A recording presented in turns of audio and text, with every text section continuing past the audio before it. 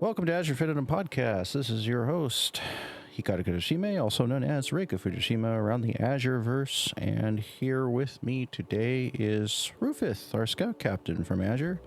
Hi. I'm trying to emote. Okay. All I good. don't have it. All right. So recently we had our big PvP tournament in Azure. That's Dual Tournament 27 event. That took place here just last weekend from the time of this recording. We saw Vidario, champion Vidario Superstario Santamor, retain his Infinitum Championship title. It was a epic rematch at the end of that tournament with Levi Scarlet, who previously made their way up to the top of the tournament and won the tournament last time, becoming our tournament victor, taking the biggest prize pot in Azure history of 20, I believe it was 20 or 21 million gil last time.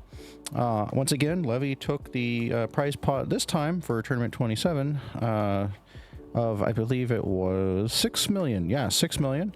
And then faced Vidario, an explosive tournament finale that ended with Vidario's victory, retaining the Infinitum Championship at tournament 27. Man, that was quite the tournament. We do have that recorded. It'll be uploaded to our YouTube as soon as we get that edited. We've got a little bit of a backup with some of our event videos going on right now, but it was very entertaining. It was very entertaining to watch. Amazing competitors. Absolutely awesome challengers that came. We saw some very, very good fights, very good quality fights. Nothing too long or too short. Well, there might have been a couple short ones, but those who showed up practiced a lot of skill and refined PvP actions. It was nice to see people making use of the new PvP actions that came out. It was pretty fantastic. Now, a lot of people that gathered in the crowd really enjoyed watching that tournament and the entries that we saw. We saw some new faces in the tournament, some newcomers who were surprising the crowd quite a bit. Folks that we had never seen before in the PvP tournament, as well as new members to our community that joined as well. It was very, very good to see. Really enjoyed that event. Tournament 28 is yet to be announced, but that will be Vidario's second title defense. Vidario shared some words following the tournament and has vowed to take on previous Infinitum champion Phelana Breeze, who reigned as champion for, I believe, roughly 2 years. Quite the record. That is the most longest title reign in Infinitum history. So, will Vidario make it? Well, he's got quite a bit to go, as he's going to be about 6 months into his title reign here, coming up at Tournament 28. So we will see. Stay tuned for that announcement. If I had to take a guess, I think we'll be announcing that definitely during the summer and not too long from now. So, hint, hint. But we'll see. Also going on in our community is debuting today at the time of this recording this on Friday, May 30th. Field Op Friday's Crescent Crusade, weekly occult Crescent event, is here. Now that the patch 7.25 has released, the Crescent Isle Field Op, amongst other stuff that we'll talk about here in a moment when we get into more FF14 stuff. Crescent Crusade. Now, we had Eureka Expedition back in Stormblood. This was the content that was the field op back then, the first field op that ever came out. Felt like they had learned from some previous content, stuff that is in the game called Diadem that was hit or miss and was released like 3 or 4 different times, different versions. Eureka kind of took the idea from FF11 of de-leveling upon death and loss of EXP upon death and those sorts of punishments, and then put it together with NM trains and a little bit of a grind there. And then Balja, with Balja, we went from Eureka Expedition and Stormblood, then we went to Balja Battlefront. Balja Battlefront was our Azure Balja content from Shadowbringers during the Shadowbringers Relic series. Again, they took everything they learned from Eureka and put together special fates called critical engagements that you sign up for using special currency in the content, as well as fates and other stuff too, like a special dungeon at the end that people can run together, up to 40-something people. Really cool stuff there, and it contributed to the Shadowbringers relics, the relic grind. That was very exciting back then.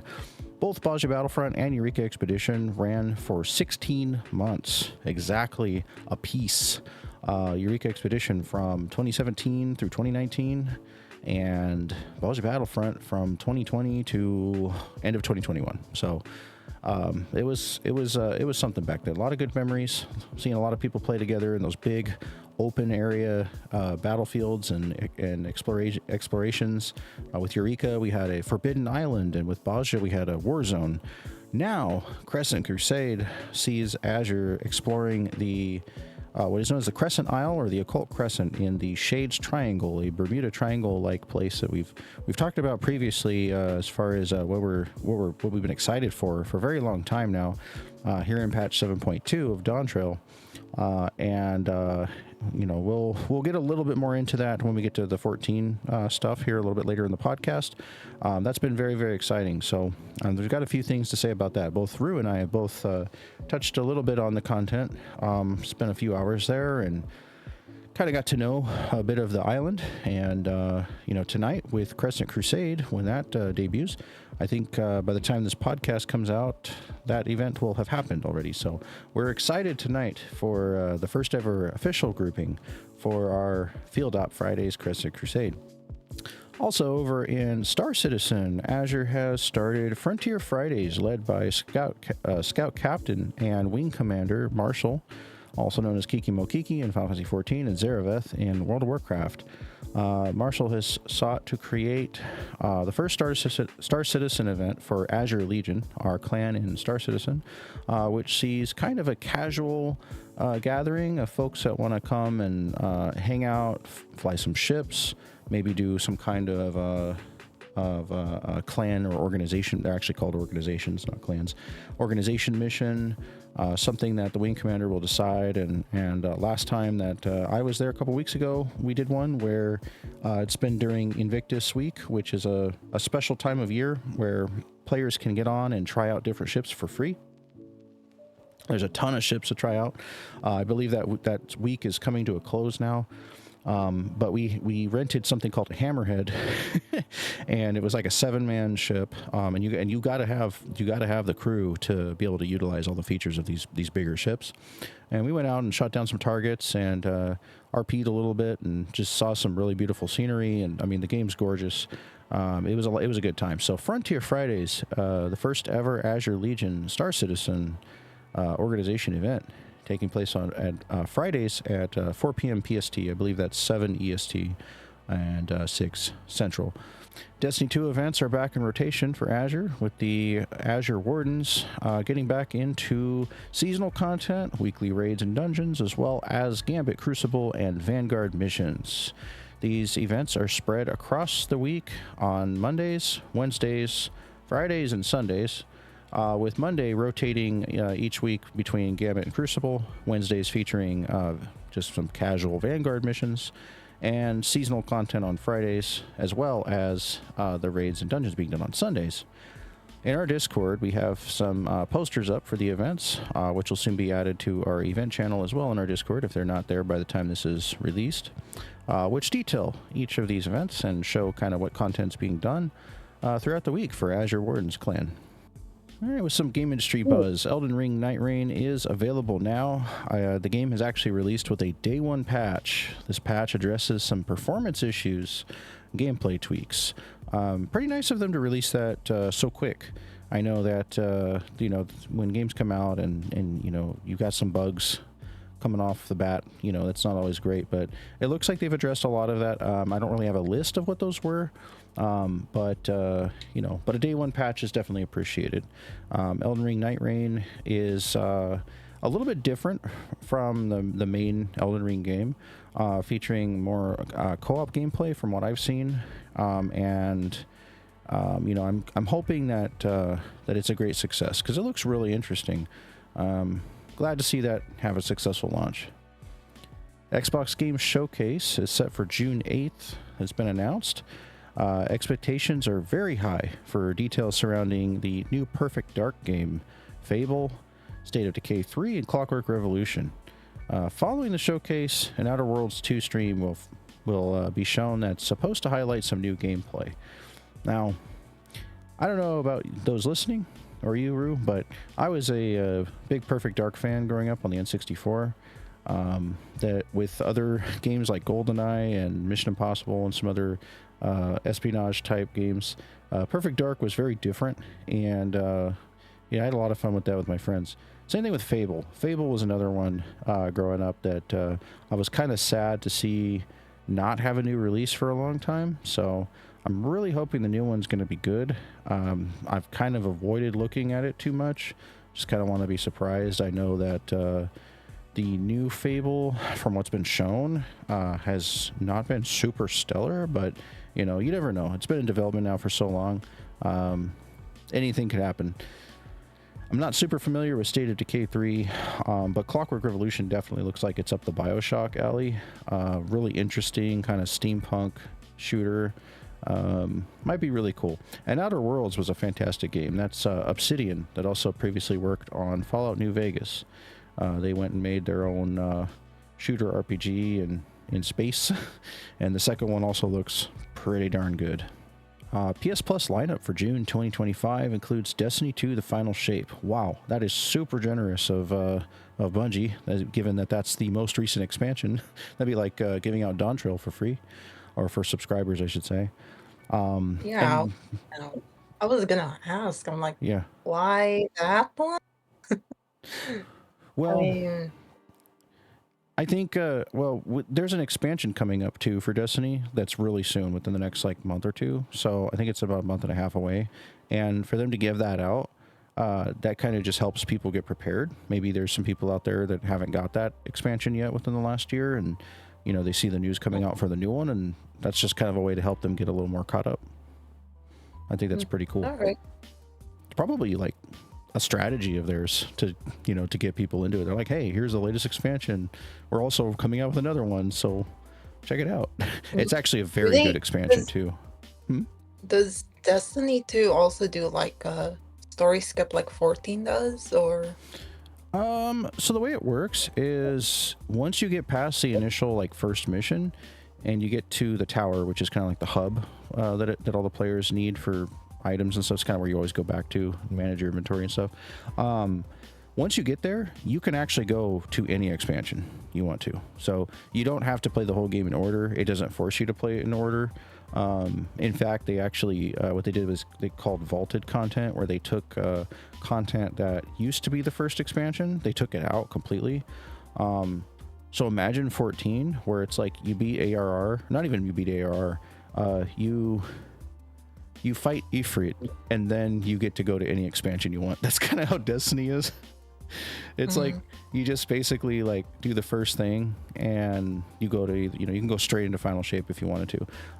I don't personally recommend it because I love story, and the let's see, it's Shadowkeep, Witch Queen, Shadowkeep, Beyond Light, Witch Queen, and then Lightfall, and then Final Shape. And if you do it in that order, even though the individual patches that were vaulted in between that to kind of tell the extended story, you still at least get the MSQ campaign for those, and you get to know what happens. It's the saga of the Witness, which is this big mean evil alien guy that is like kind of the reason for all the bad stuff going on in Destiny. And expansion, the new expansion 1, the one that technically it's expansion 2, but it's now just expansion 1, which is Shadowkeep. They find a mysterious pyramid on the moon, and in the second one, Beyond Light, they find another pyramid on Europa, one of Jupiter's moons that's full of ice. And you start to find out that like these pyramids are all over the solar system, and they were left behind by an ancient race. And by the time you get to the final shape, you end up finding out that it was this alien race that kind of all like fused together to become the Witness. And then he's this guy that's like followed the Traveler, which is like the big ball that gives everybody energy and stuff and revives them.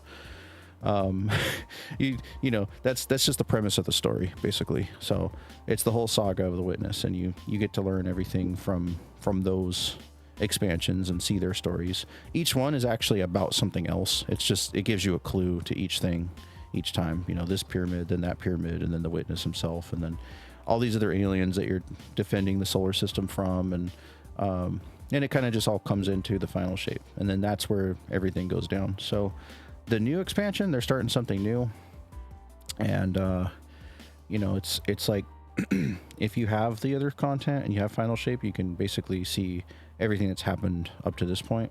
And then they have a little what is it, it's like a timeline that you can read on there that tells you what happened in between each expansion. Because the way Destiny works is like kind of with 14, how there's patches in between expansion, and those patches have story. Well, with Destiny, they just whenever the new expansion comes out, they get rid of everything that happened in between the expansions. They just vault the story that was in between. And amazingly, it works because some of the stuff that happens in between is not always tied directly to the expansion. It could just be like other aliens trying to take over or other stuff. So it kind of, in one sense, it's like annoying for people who like story, but it's also neat because it makes the world feel alive. Like, it's like, those are things that are now in the lore forever. And if you were there, like, as a player back then, like, you could always say that you're like, yeah, I lived through that thing and it came and went, a war that nobody else can experience anymore or something like that. So it's kind of like a living, ongoing world. But anyway, pretty neat. That's really neat. It is really neat. Yeah, it's like going through 1.0 for 14, and then you go to 2.0. Right? Yeah, in a way. I mean, you basically start it out, and then you can just kind of go whichever direction you want to.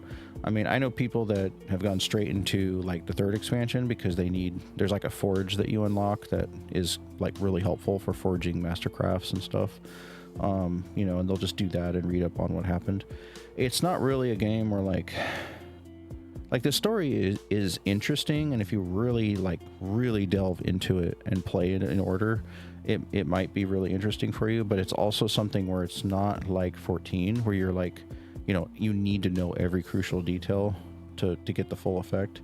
So it's like, you can go in and just, play whatever. But what's cool is that they're going to stop vaulting a lot of content, and they're going to just go from here with a whole new story, which the new arc is supposed to follow the 9, which are these sentient beings that live in our solar system that have been like amused and watching humanity for like a while. And every now and then, one or two of them will, like mess with us or put us through some kind of trial. They're not really like evil. They're just like different and very like not caring much about. Yeah, they have curiosity. They're also like kind of just like, they kind of know everything too, in a sense, and just like most of the time they're just doing their own thing. And now, we haven't really seen like who they are besides like one or two of them. And that's it. So now, it's going to start going that direction now, which is kind of the obvious path for Destiny, given that most of Destiny's like lore secrets and everything has been revealed at this point. So, I mean, there's a lot more they could do. Like, we thought, maybe we'll explore another planet or something. But instead, they're like, oh no, there's this portal that opens up that takes you to some crazy place in the universe where like all these different things throughout time has like fallen into this like black hole. There's like trains from the past and battleships and stuff that have fallen in there. And so they just created a whole new, area and stuff. It's really interesting. but we got to move on from Right. that. All It's right, I've also on learned the something. yeah. Yeah. Oh yeah. Yeah, I don't mind taking time to explain stuff either. Like I said, we can always edit too. But so PS Plus lineup for June 2025 includes Destiny 2: The Final Shape, very very generous of Bungie, NBA 2K25, also really interesting. That's not very old. That's a very new game, pretty much. I mean, I know usually the sports games release about a year in advance, but that's still pretty new. Alone in the Dark, I actually do not know. Bomb Rush Cyberpunk, I do know because that is a kind of a spiritual successor to Jet Set Radio, which was a really neat, like Japanese graffiti rollerblading game from like the early Yeah, 2000s. Have you seen it I've before? heard it. You heard of it? Well, I've heard of it in a preview, but I know it's gonna come back. Well, Jet Set Radio's I got a just don't. remake coming out. Yeah, that's the one I've heard. Yeah. Well, I mean, I'm sure everyone's excited for it, but I mean, yeah. Well, I got a buddy that's played Bomb Rush Cyberpunk, and he said it was really cool. He liked it. His only, I think his only complaint was that it was really short. And they usually ask like $30 for it, and it's like a 5-hour game or something, from what I've heard. So it's kind of like nice that they're giving it out for PS Plus, because then, you know, if people really like it, they can buy it. But I know a lot of Jet Set Radio fans that are waiting for Jet Set Radio. And what's cool is they brought back the original. They brought back the original composer too, Naganuma-san, and he composed a kind of a funky soundtrack for it. So looks like he'll be working on Jet Set Radio 2, or remake as well, I believe. Additional game catalog and classics catalogs has also been updated on PlayStation, adding another Crab's Treasure for extra and premium members. I've seen that game. It's basically Dark Souls with a crab. Oh. It's like a crab on the ocean floor. This is just essential, so I took the cheapest option. Hey, it works. So I don't know. That's what allows you to play online. That's kind of what you need the most. So Yeah. But yeah. I just wanted for the free teleport. Oh, there's that too. Yep. Yeah. Well, if you got a PC, the Epic Games Store is giving out some free games. Right now, there's 4 games. 2 of them are in a mystery status, but the first 2 to be released is Limbo, an excellent indie game from like I want to say like 2011, 2010 or something like that. Pretty good game if you haven't played Limbo. Yeah, recommend. Tiny Tina's Wonderlands, pretty big game for free. Pretty awesome. You have to be an Epic user and claim it on the Epic Store.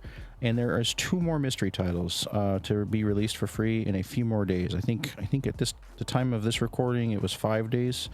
Makes me wonder what it is, because they've been pretty big on giving out some like big games. So you know, whether it's a big indie game like Limbo or something like Tiny Tina's Wonderlands, you know, which I've heard is a lot of fun, a D&D like Borderlands game.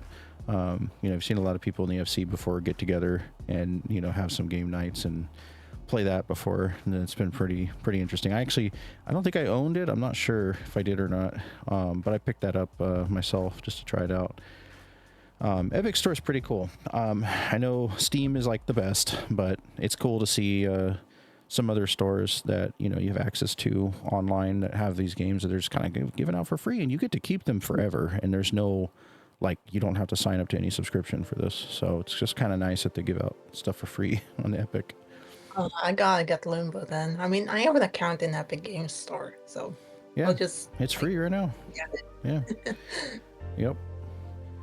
Yeah, I always recommend for people to check that, because you know, and like if you have Amazon, they give a crazy amount of games all the time through Prime Gaming. There's always free games, like every month. There's a number of free games. So between them and Epic, you know, you're and if you have any of the other services too, like you have like tons of games at your disposal.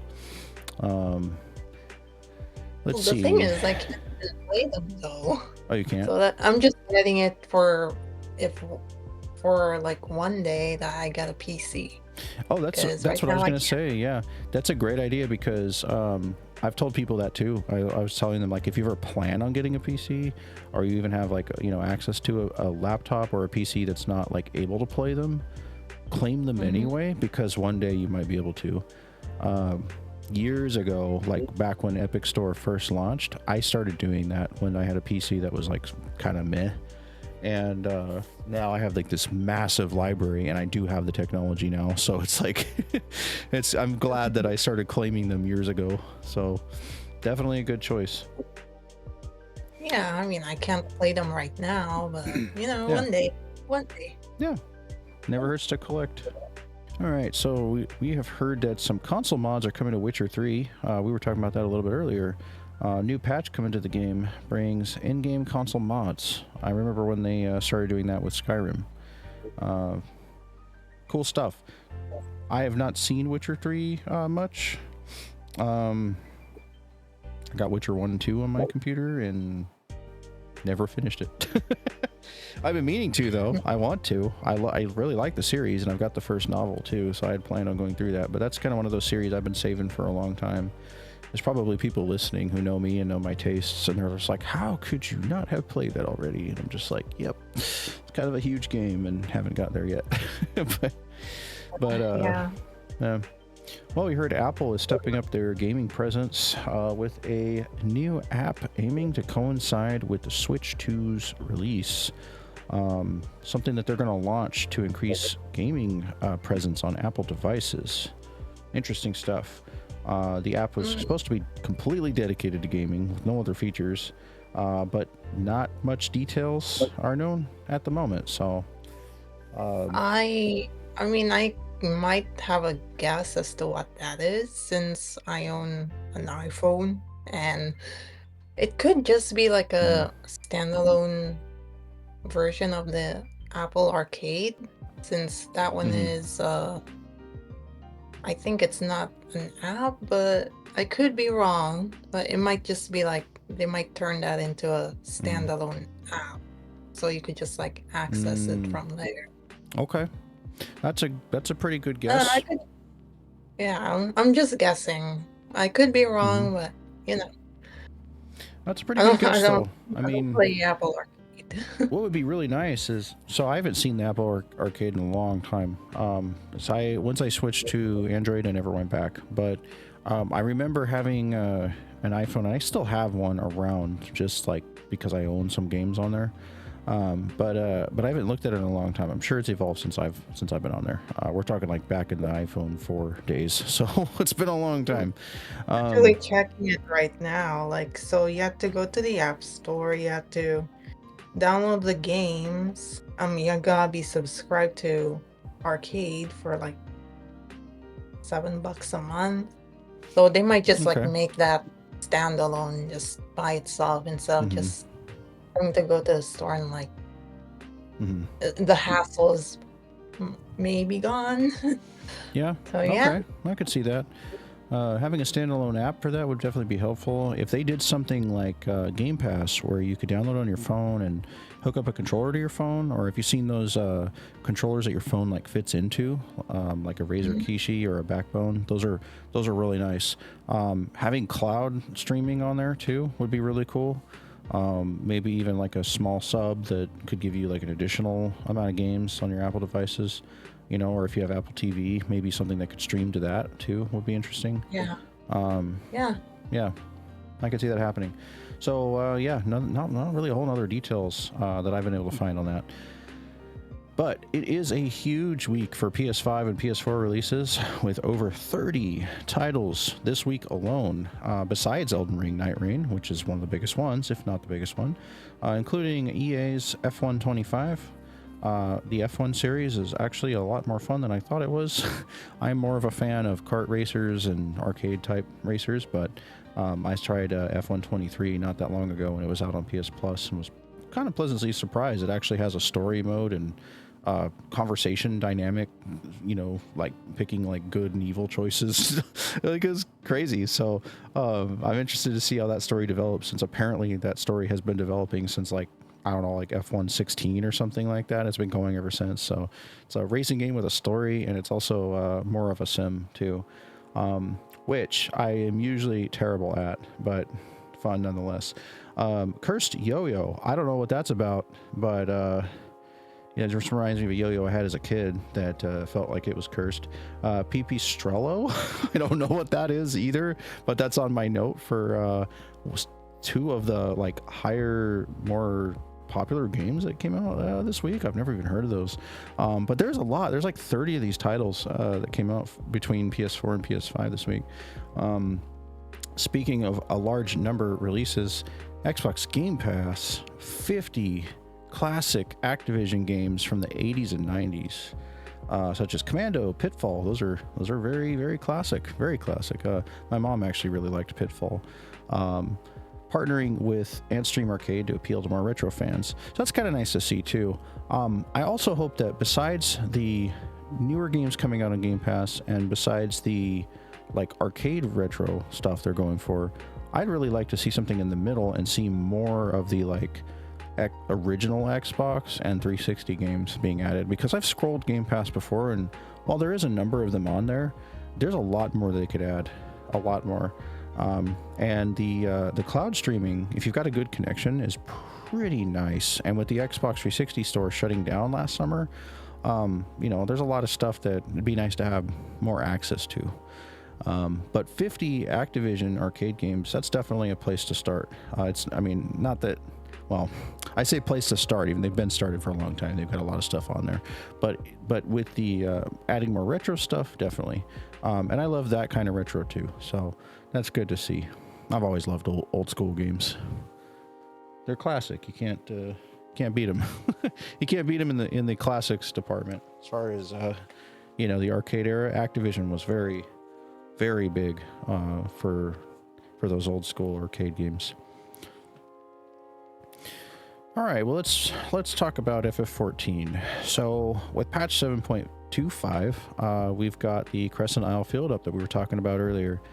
How have you been feeling about that content, Rue? I'm still getting the hang of the area. Like, I haven't got all the aetherites unlocked yet, which I recommend that please unlock them before you do anything. Like, you're still low level, so you won't get penalized if you die there. But once you hit level 5, then that's where it gets very tough. I'm on level 4 right now, and just trying to get around the area is just it's a bit overwhelming at first. Well, and I've done both. Oh, sorry, I was going to say 5 is when you start de-leveling too, when you die. So it's like a bit scary. Start losing EXP when you return.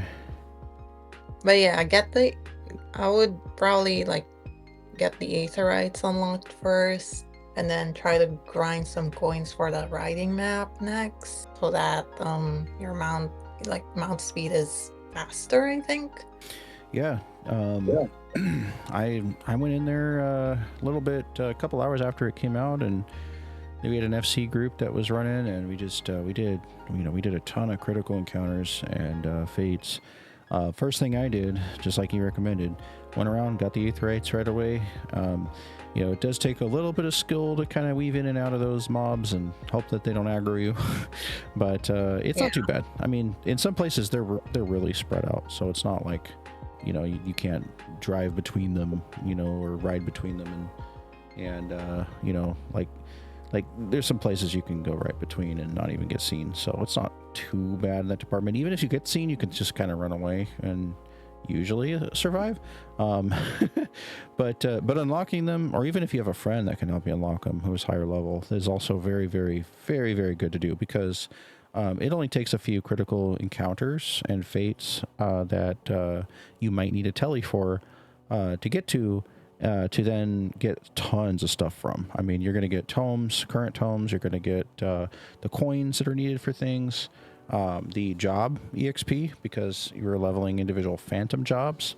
It's everything. It's everything you can Baja combine. So phantom jobs, knowledge level is basically the elemental level or the resistance rank. It's the same thing from before. It's just the level that you are when you're in there.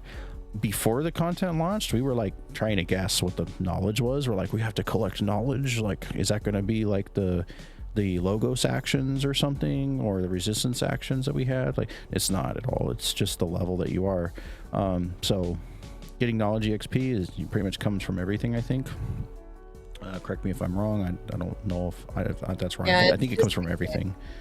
And then the job levels, you know, you got to get them up to I think 6 was one of them. It goes up to 6. I don't know if they all go up to 6. I just know that I think Freelancer does. But you start off with like 5 jobs, so you have a little bit to work with, and then as you get coins, you use coins to unlock more jobs, and then you master those. And apparently if you get all the jobs mastered, every time you master one, you get like mastery, like bonus stats or something, and then it makes you like super powerful, and you can go into Fork Tower, the end game dungeon there, and just be super strong. So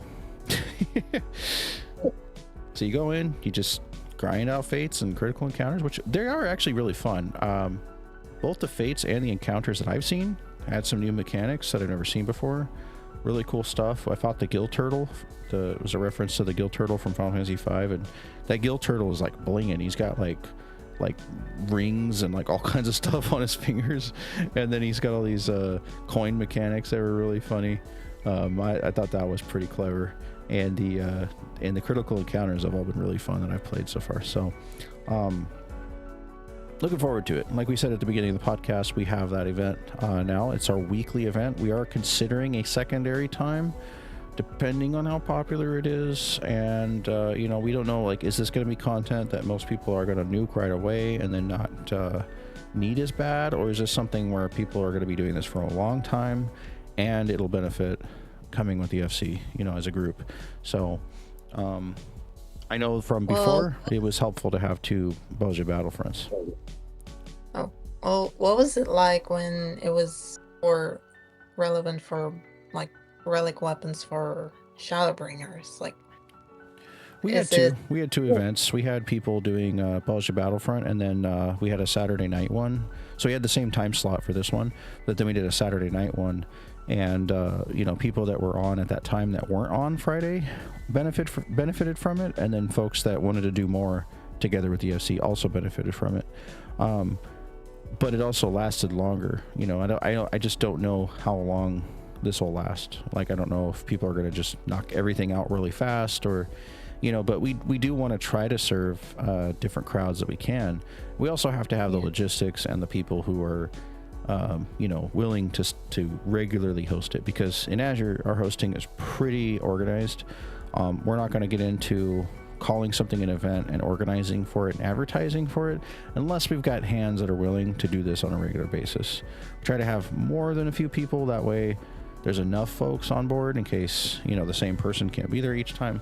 But we want to make sure that we have enough interest in the SC as well as hosts on board. So because the hosting that we provide is you know, we try to get groups together within 15 minutes in the FC yard. I think it's pretty good for a community of our size.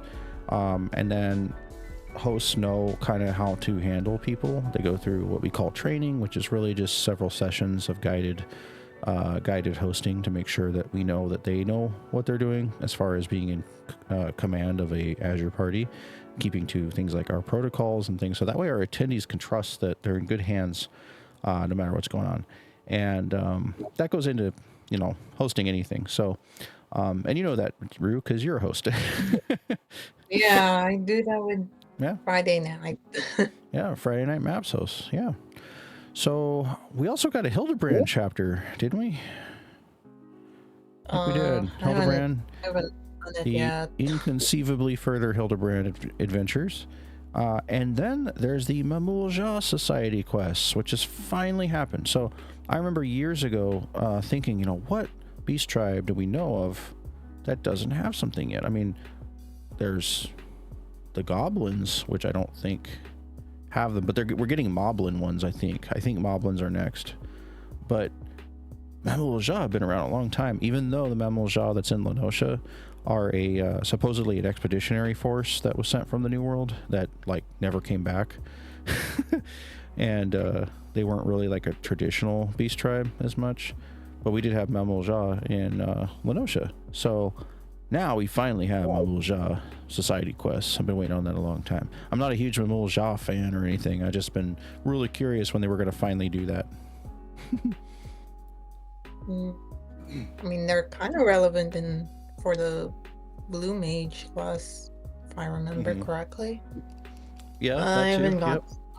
As they are from the quote-unquote New World, which we now know as Tyrol. The Mamulja Society Quest I found out today actually has a really cool mount. It's the mount that I've been saying should, the creature that should be a mount that we keep seeing during maps. It's the one that shows up called the Territorial Branch Bearer, the glowy blue guy that we sometimes kill in Yaktel. What's that Looks like a bird dragon thing that's glowing blue. Oh, that one. Yeah, and I always call it the Ranch Bearer instead of the Branch Bearer. I mean, the Ranch Bearer is finally a mount.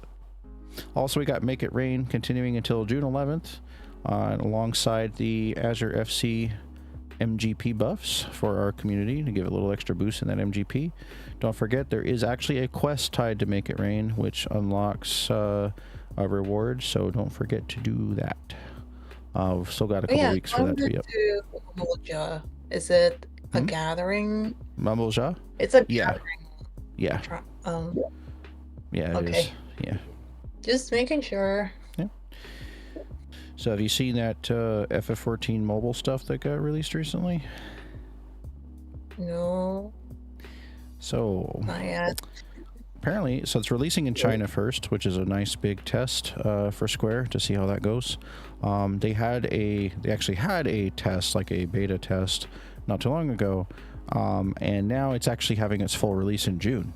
So new trailers have come out, which we've seen some mobile-only mounts. We saw a penguin that does not exist in the normal game that's going to be mobile-only, as well as 16 die channels. 16 die channels.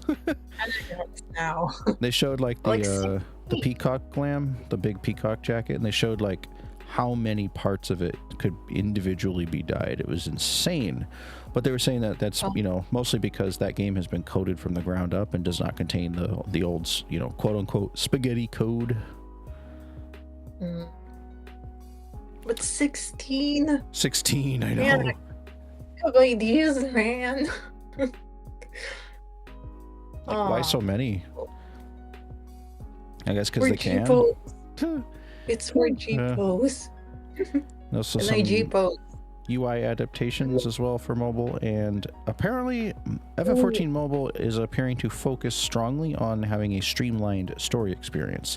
Although we've seen in the past that they did mention that even stuff like Savage Raids, like everything, they were like, we're going to do all the content in the game on this. I'm like, me and everybody else in the world is like very doubtful on how nice that's going to actually run, but who knows?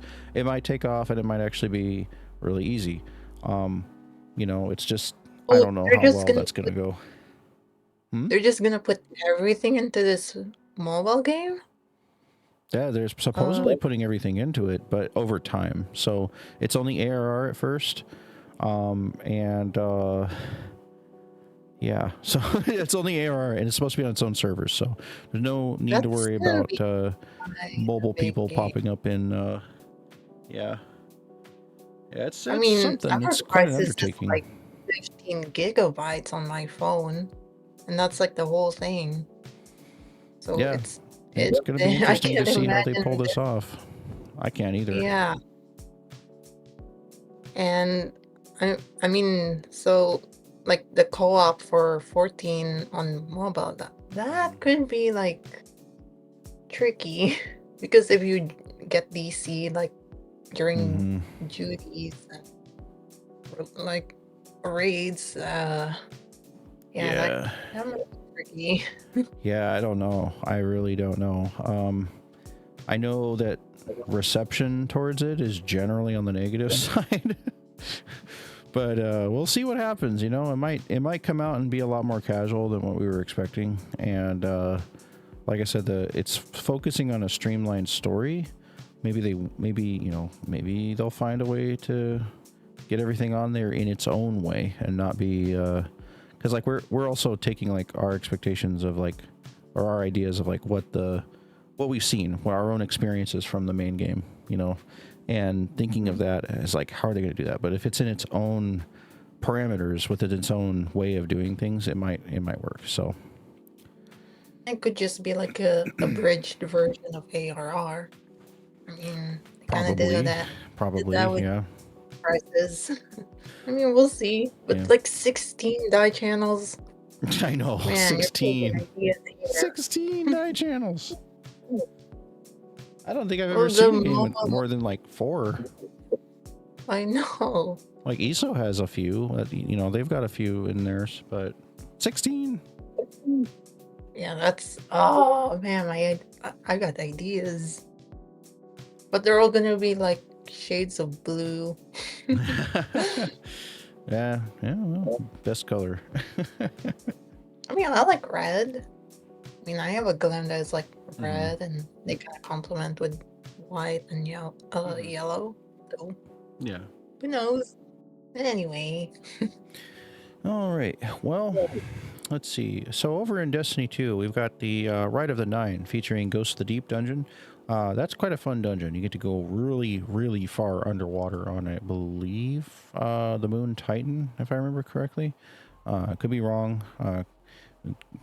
Correct me in the comments if that's wrong. I just only did it once, but I remember going very, very deep. And deep down, you find the body of a hive god, a very certain hive god. And it's quite an adventure.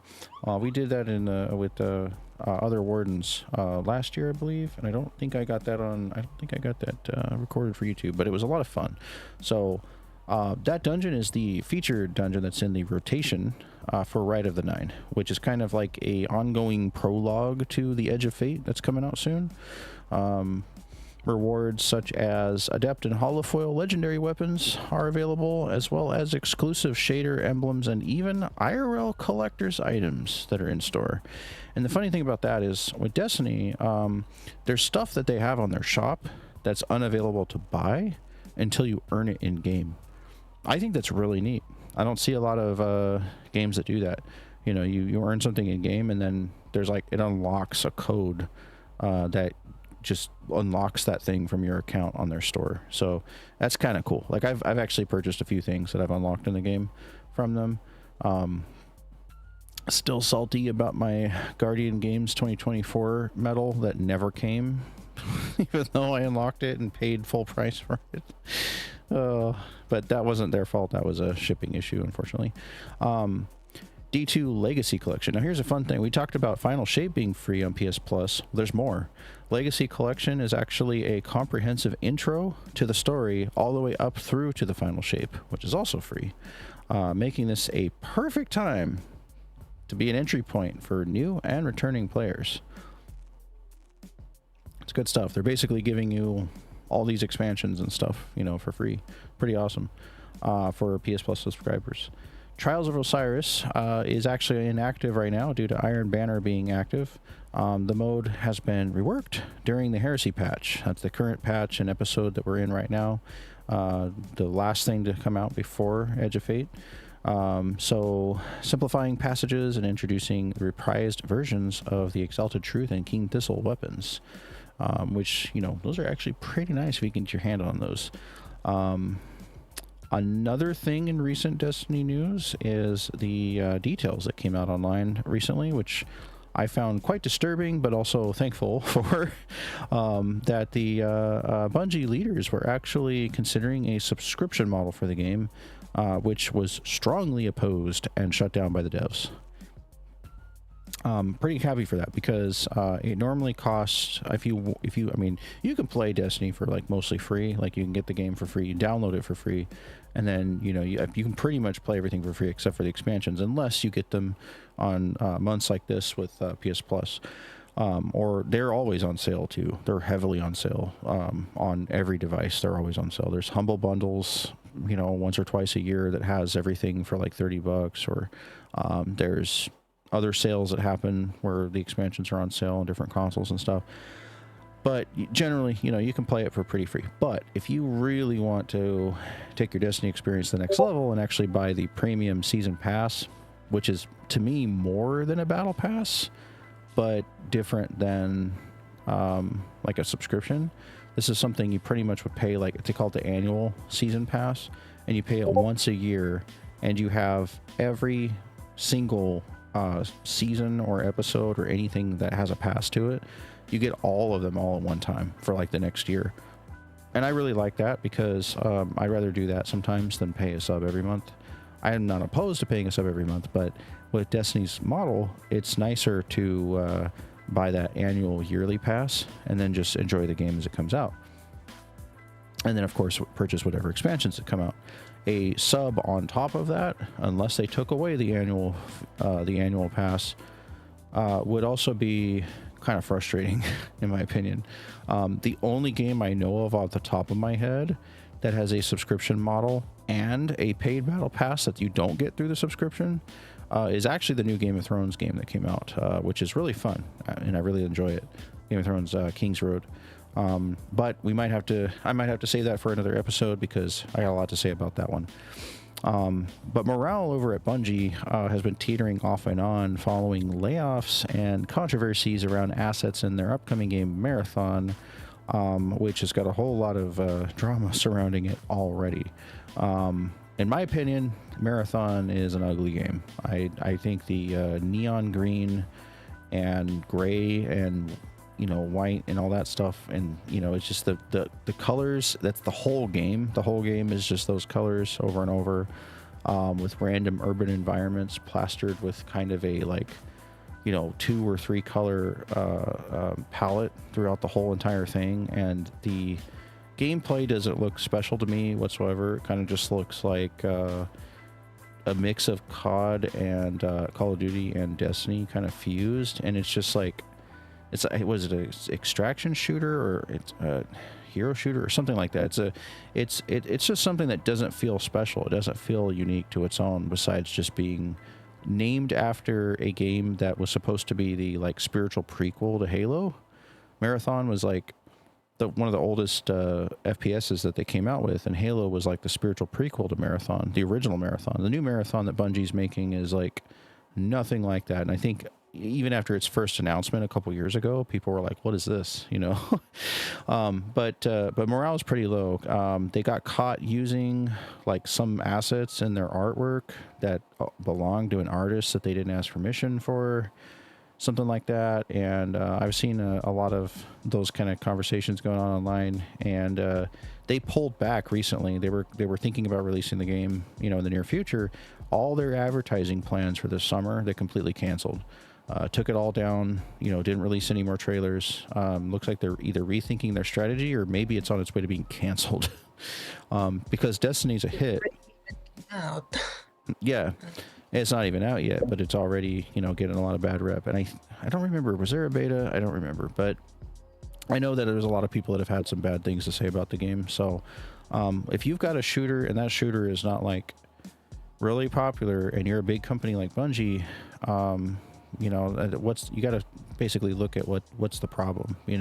I mean, like I said, in my opinion, it's an ugly game. It doesn't really look special. It doesn't feel unique at all, and there's no way in the world that I'd be interested in playing it. I don't look at that and go, that looks fun. That just looks like a boring generic game with the name of something that was better. Trailer of it, and it's I don't know, I just I had to step away for a bit because it just looks really visually nauseating. Yeah.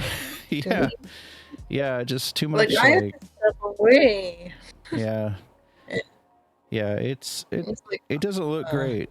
It doesn't look great. I kind of see what they were going for, but it's just it's I don't mind the aesthetic though. Who's it made for? Yeah, it's who is it made for?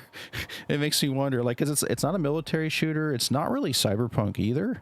It's just kind of its own weird take on that style, and I don't know. I don't really care for it personally, but yeah, I don't. Maybe it's trying to be like Overwatch, but I could be wrong. But like I don't mind the aesthetic, like the urban kind of like Solution 9 like style, Yeah. but it's like just the same thing over and over again, and it's You think it needs more too much variety? color going all over the place, Yeah. and it just makes me dizzy. Yeah. I don't really like looking at it that much myself. I kind of feel like it needs more variety. I think everything in it just looks the same, and it's just that's the biggest problem.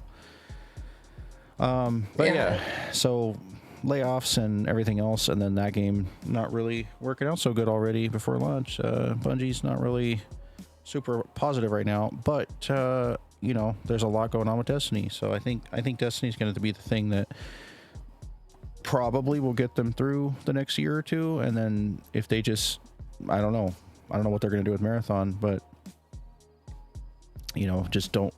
My biggest fear from it first coming out, because Destiny was ending the or nearing the end of its major story arc when that game was announced. So my fear was, oh no, please don't take away from Destiny.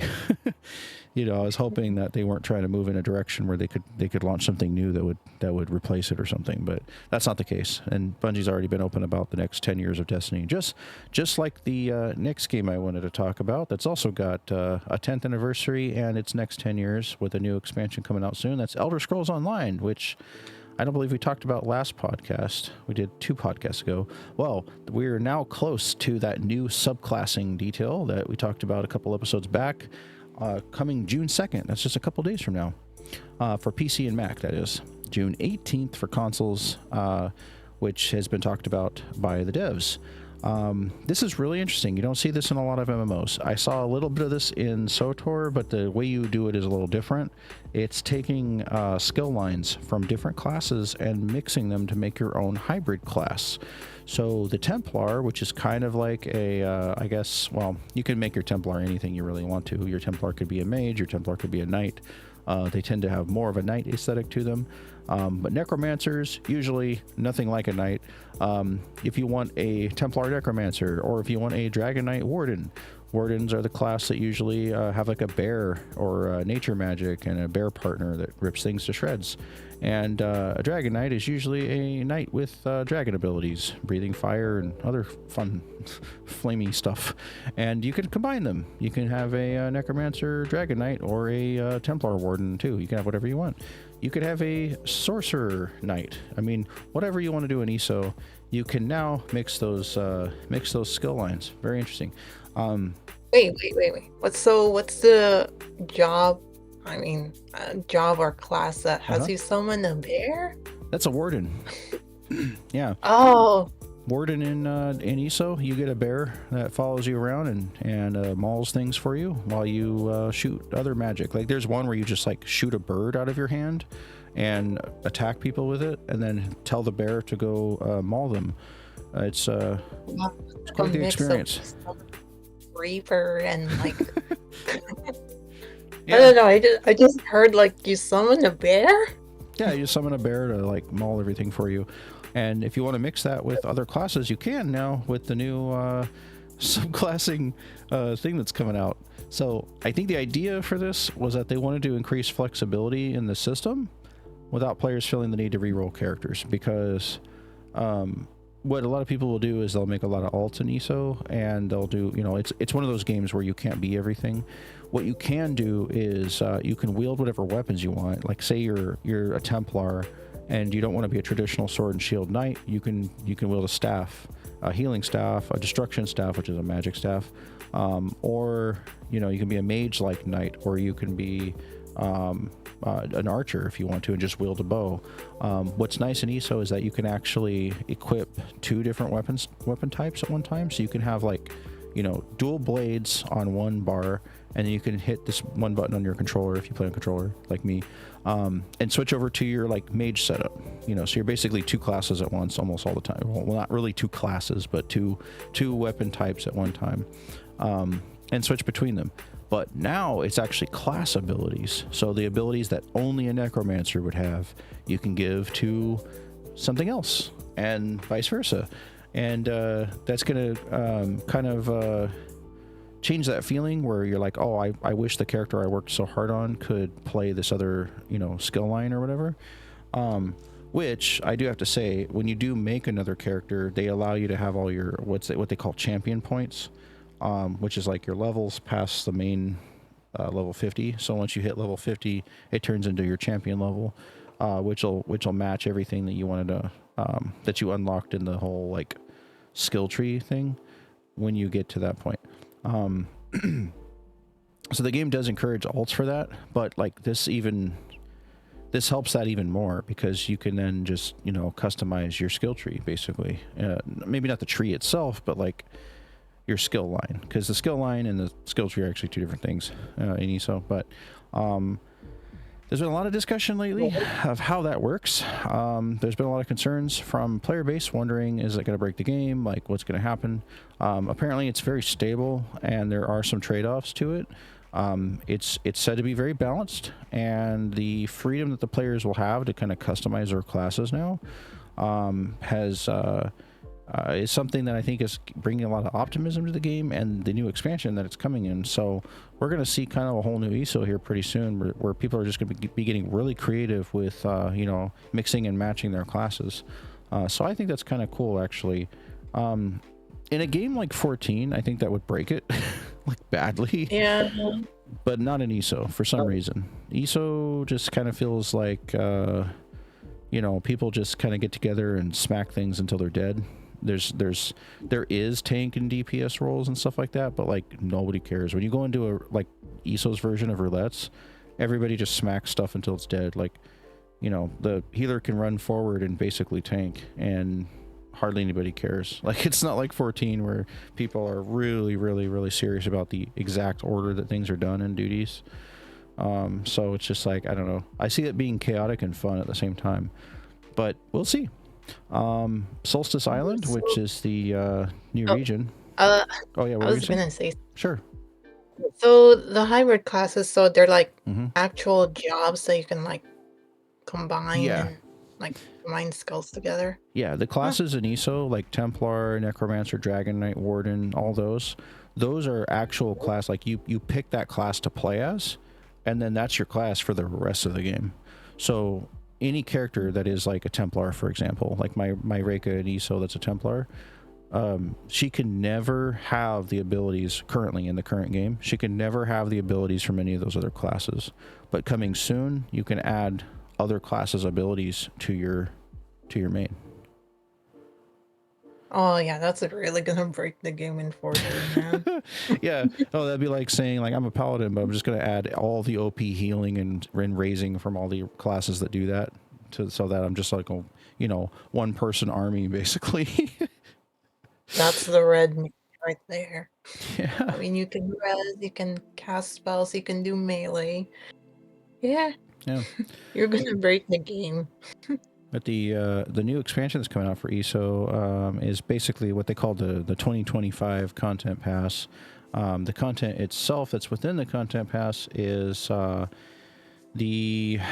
was called Seasons of the Worm Cult, which is actually a actual narrative sequel to the base game's original storyline, where you come to Tamriel and somebody cuts out your like heart or something and steals your soul, and then you end up having to get your soul back from this cult. And that's kind of how all that happens. And then you get involved with the Daedric Lord, and everything just kind of gets crazy for a bit. And then the rest of the game happens after that. So this is like a sequel to that. It's like what happened to those guys from the base game from all those years ago when it came out. And the island we're going to, instead of going to a new region of currently known Tamriel, we are actually going to a brand new island that they created for this called Solstice Island. In a recent stream, they did a awesome new, like an awesome show off of the brand new region. Solstice is a Caribbean-like inspired blend of vibes between the Altmer and the Argonian aesthetics. So it's a tropical paradise that is also a necromantic war zone, setting the stage for this expansion. So it's like Crescent Island again. Yeah, there's a lot of island and tropicalness in the recent last 2 years. We had Dawn Trail, supposed to be like our summer vacation, and now over in ESO, they're having theirs. So But like I said, necromantic war zone. But, you know, tropical. Mm-hmm. Yeah, I got the pre-order for the 2025 content pass, so I got this ready to go when it comes out. And the emotes that they gave you for pre-ordering it were pretty funny. One of them was like, you know, get to kick back and like bask in the sun on like a beach chair or something. And then there was like another one where you actually have an emote where you're playing volleyball. So it's like, oh great, like we're gonna go to the island and play some volleyball in the middle of a necromantic war zone. It's gonna be fun though. I could see because there's a type of chaos to the gameplay in ESO that just like it's comical as much as it is like RPG and strategy, and so it's just like you kind of like it's a good idea to know your build and know your role, your class and everything, your role and everything, but at the same time, like, you know, there's a hilarity to the chaos for me whenever I play and just go into those battlegrounds, the PvP battlegrounds or the daily dungeons are pretty fun. So looking forward to that. Just a few more days, and subclassing will be a thing. I have no idea what I'm going to do with mine because there was a promotion not too long ago where if you leveled an alt up to a certain level, you got like a bunch of these skill customization things. So in ESO, you can actually take the actions and customize them. So if you have like you know, like let's just make it simple, like a magic spell or a slash that you like your character doing, that's part of your rotation. Say that you know, you shoot out a fireball, but you don't want it to look like fire. You want it to look like blue fire or something. You can customize it, and no mods or anything like that. And they brought out class customizations like I think like a year or two ago, maybe like 2 years ago, I think. So I got a bunch of those from a promotion not that long ago, and that gave me more than one class to play, basically, more than one character. So I actually technically have 4 ESO characters because I wanted to do that on both PlayStation and PC. And the funny thing about that is doing that, I decided to play different classes that I've never played as, since I was leveling alts anyway for that promotion. And it gave me kind of an idea now that the subclassing is coming out, maybe what I'll do, because I like the Dragon Knight abilities, I really do, and I also like the Nightblade. Nightblade is kind of like a dagger wielding assassin, sort of. So a ninja? Yeah, in a sense, yeah, kind of, yeah. Or a viper, but like. But I have a dual wielding stamina DPS Templar on one of my mains. And I'm thinking that maybe a Templar Nightblade would be really cool. And on the other one, a Templar Dragon Knight. So we'll see. I don't really need like more magic. I mean, I've actually leveled up to 50, which is the max for the weapon levels. Every weapon on both my main characters. So I can be a healer, a mage, a DPS, a knight, tank, or whatever I need to. If I wanted more magical abilities, then maybe I'd look into that, but I don't know. We'll see. Anyway, moving on. Over in Phantasy Star Online 2 New Genesis, we've got a summer update announcement. Major summer update titled Awakening of the Dreamlike Land was revealed, featuring new weapons and armor, improvements to character creation, and collabs with Sonic and Arcanadia model kit series. I think it's really interesting because, well, one, they've always got collabs going. That seems to be their thing. Like, they're always doing collabs with different anime and games and stuff. It's really cool. But the fact that they have this big of an update is really fantastic. We haven't had much to talk about with PSO2 in a while, so it's kind of nice to just be able to spend a minute here on the podcast to mention that this is really big for them. NGS is kind of a weird game. I just got to say it because it feels like it's incomplete. It feels like something that, I mean, it really is technically a extension to Phantasy Star Online 2. New Genesis is something that's kind of like, it's about a team. They're called the Arcs. They're these guys that go out to planets and investigate stuff. They're sent out to this planet called Halpha, which is like separate from everything else going on in Phantasy Star Online 2. And it's basically the story of the Arcs that are on Halpha. And there's these weird creatures. I guess looks like they're made of metal. They come out of these big floating sky bases called dolls, and it's abbreviated for something that I don't remember. And the doll threat is like really threatening that world and all the settlements that the humans and other people have built there. There's actually like some space elves called Doomans. So there's humans, Doomans, and casts. And casts are like the androids. And what's weird is it's really short MSQ. It's like 3 chapters that can go by in a couple days if you just like prog it like straight away. And they haven't had like a lot of new maps, and they made one called the Nameless City, which I believe came out last year, I think. And now we've got a brand new one. So this is adding like a whole new map, which is really cool. Just kind of looking forward to seeing them do that and just add more to the game, because a lot of people who play PSO2 NGS, they really enjoy the action combat in that game, and the character customization is out of this world. Like it's very deep. Like what you get just out of the box for free for downloading the game is really good. And then if you pay, there is a sub that you don't actually have to pay. You just get bonus stuff, and you can sell on the market board on that game. But if you actually were to pay into it or buy into it, or you do the free scratches that you get, which give you like just free draws and stuff in the game, you start collecting tons of stuff really, really fast. And like I said, the customization gets really, really good. So, PSO2 was fun with the customization. NGS does have a lot more customization and better graphics since it was made as a newer game. But it's always something that I'm kind of like wary of putting a lot of time into, because even though we have an Azure Alliance there, it is like a game that feels like it's always like you're not sure if they're going to make anything new for it, or if they're going to axe it or what. And it's just kind of like, seeing a big content release for it's like, okay, something good is going on there. So that's really good. Phantasy Star has had a history of releasing these really cool MMOs with great ideas, and then them not being around for that long. So it's nice to see that update. I was happy to bring that to the podcast today. Also, Sega, who runs Phantasy Star, they've got an account linking campaign. So if you get into the game, or you're already playing the game and you want to link your Sega account to it, you're going to get a bunch of rewards.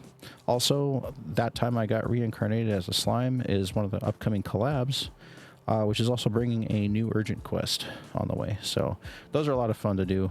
So if you play that game, link your account and get ready for the free updates that are coming out. All right, over in Guild Wars 2, we've got the Absolution update. This is the final Janther Wild storyline update for the current expansion, taking players over to Bava Nisos to confront the Titan crisis and close the Mist's Gate. New rewards, including an explorable map, is coming out. A new fractal. Those are a lot of fun. There's like special dungeons that are a lot of fun to do, especially with friends. New bosses and more coming free to owners of Janther Wild's expansion. Also, a balance patch releases focusing on expanded Dark Aura mechanics, increased build variety, and more. I think that's a good thing. There's already quite a variety in the game, but the fact that I think the fact that they're still adding to that, like Guild Wars 2, they're like, we've got all these classes, but even the oldest classes and things that you can do continue to get updates. The variety of builds you can have is huge in the game. And of course, when they added homesteading not too long ago, they're already doing a improvement to that. So new quests are coming on the way with the update that are going to tie into the homestead improvements, which is actually kind of amazing since that came out, I think, less than a year ago, and they were already doing a lot with the housing there. So it's great to see these other MMOs with, a lot of housing stuff coming out that didn't have it previous. And just be kind of, it's a lot of fun. It's really cool. It does work differently in Guild Wars 2. It's basically like a house that I believe is in the Janther region, which is a pretty nice, like mountainous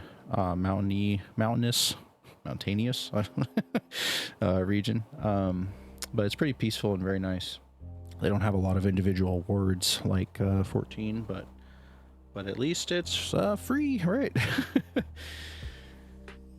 And Star Wars The Old Republic got a very, very exciting update. Dynamic Worlds Update 7.7 is out, bringing new dynamic encounters across all starter planets and Ilum.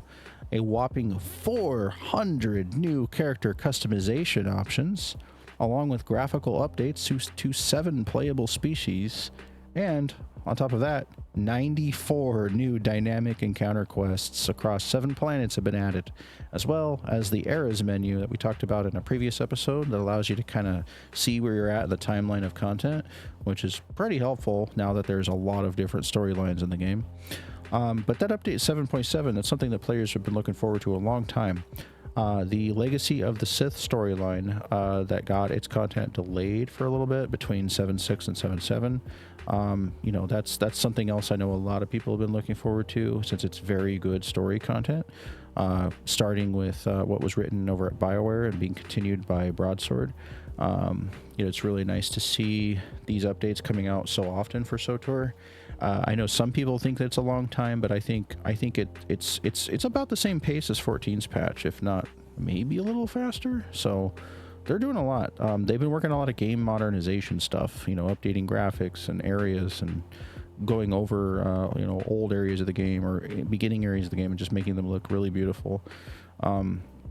You know, so you gotta give the devs some credit for that. And the fact that they added 400 new character customization options is crazy. Like, it's huge. It's huge. So I'm very curious to check some of those out myself, because you know, usually I'll judge a game's character creator whether they have blue hair or not.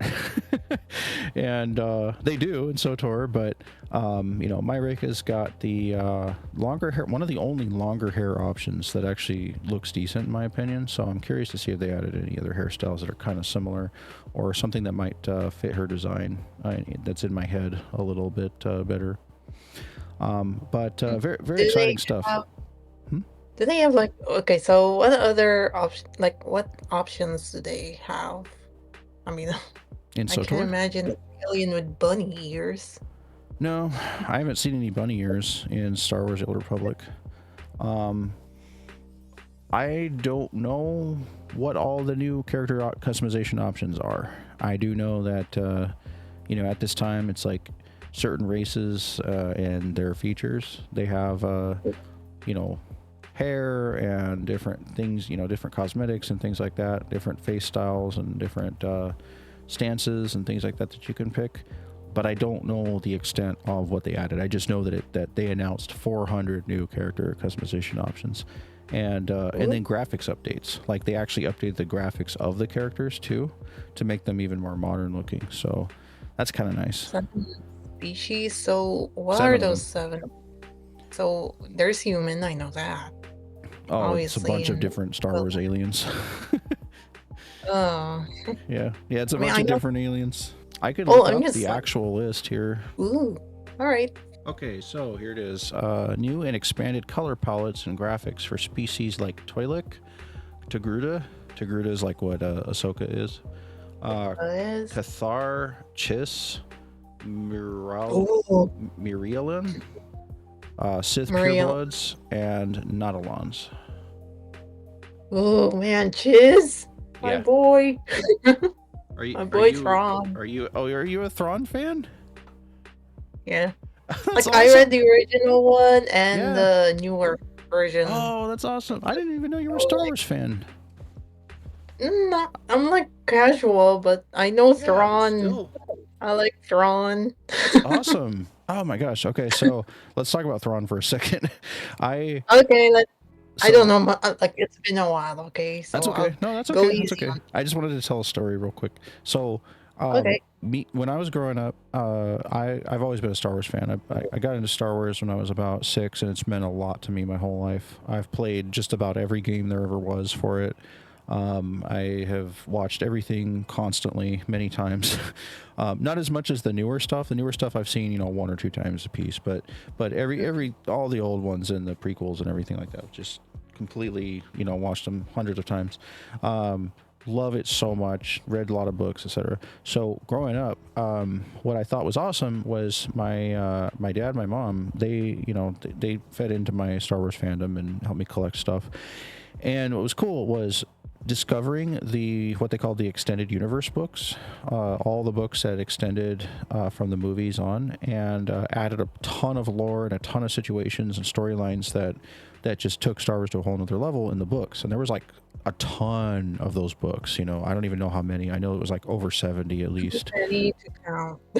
Too many to count. I'm sure there's an official count somewhere, but there was a lot. And I mean, if you could include the audio dramas too, which I'm sure there's. Yeah. Yeah. There's probably a lot of those as well. Well, I actually really like some of the audiobooks. The Darth Bane audiobook was awesome. It's on Spotify. And the guy that reads it, he did like the voices too in the audiobook. And there's even like stuff from the soundtrack and everything like on there, sound effects. Like it's almost like listening to a movie. It's really awesome. I did not expect that for an audiobook at all. It blew me away. And I mean, the book itself is amazing. Too. So wait, I said Darth Bane. I meant, well, Darth Bane is good, but I actually meant to say Darth Plagueis, the Darth Plagueis novel. That's the one I meant to say. The Darth Plagueis audiobook on Spotify is so good. It's so good. I cannot stress how good that book is. Like it's Palpatine's origin and everything. Like it's awesome. I love that that book. Yeah, I know this one. But growing up, I had the trilogy that is a book trilogy that a lot of fans thought would be like the trilogy to make 7, 8, and 9 for, and that's the Thrawn trilogy, the original Thrawn trilogy books. That was what was his name? Now I'm having a brain fart. I gotta look it up real quick. I remember Timothy Zahn, the Timothy Zahn Thrawn books. Yeah, he's those were super good. And it's Heir to the Empire, Dark Force Rising, and The Last Command. Yep. Yeah. Those 3 books are amazing. You read those? Yeah, I read them after the new one. So it's like I read the new, like the Disney Tron trilogy. Then I read that I one. haven't read the new Thrawn books yet. And then the Thrawn Ascendancy. Oh, that's awesome. His origin story, basically. Oh my gosh. But it kind of follows the Disney canon, so you probably know more about Thrawn than I do at this point. But what I was going to say in my story was that I just read them out of curiosity. So you read more of them than I did though, because I only know the original Thrawn trilogy. But if you can tell me like what happened, I would probably be like, I don't know. He something happened with some aliens. Like it's been a while, so I know I've read them. check this out. When I was a kid, my parents would just kind of pick up stuff that was Star Wars. Like they didn't know what order things went in for the books, so they got me Dark Force Rising. That's the second one in the original Thrawn trilogy, and eventually I got The Last Command too, which is also the third one. So I never actually had the first one. And my dad would read me bedtime stories when I was like 5 or 6 years old, and he would read from that book. Like that was my bedtime story, was the freaking Thrawn trilogy. And what was awesome was because that wasn't in the movies, and back then there was only 3 movies, 4, 5, and 6. You know, A New Hope, Empire Strikes Back, Return of the Jedi. So I'd go to school and I would talk to other kids who knew about Star Wars, and I was like, I always felt cool because I was like, I know more about what happens after Return of the Jedi. And, you know, to everybody that watched the movies, there's nothing after Return of the Jedi. So they're like, what? No way, you know. And I had all this like lore knowledge that these other kids in elementary school, like there was no way they were going to like read those books or anything like that. And nobody had knowledge of them at my age group at that time. And so I felt so cool just knowing what happened after Return of the Jedi because my dad was reading me Dark Force Rising. It was so funny. Like it was like knowing some kind of mysterious secret that, you know, some forbidden like story that happened that no other kid like knew about at the time. And the comics were really good. Like I miss the old like Dark Horse Star Wars comics. Those were really fun. You know, used to get comics that was like all the stuff that happened outside of the movies, and you know, me coming into like fandom and geek culture and stuff, like I just didn't know where to look growing up. So if I found something that was like outside the movies, it was really really cool to me. So Thrawn became that guy that was like a cool villain later on, that's after Return of the Jedi, who most kids like didn't know about.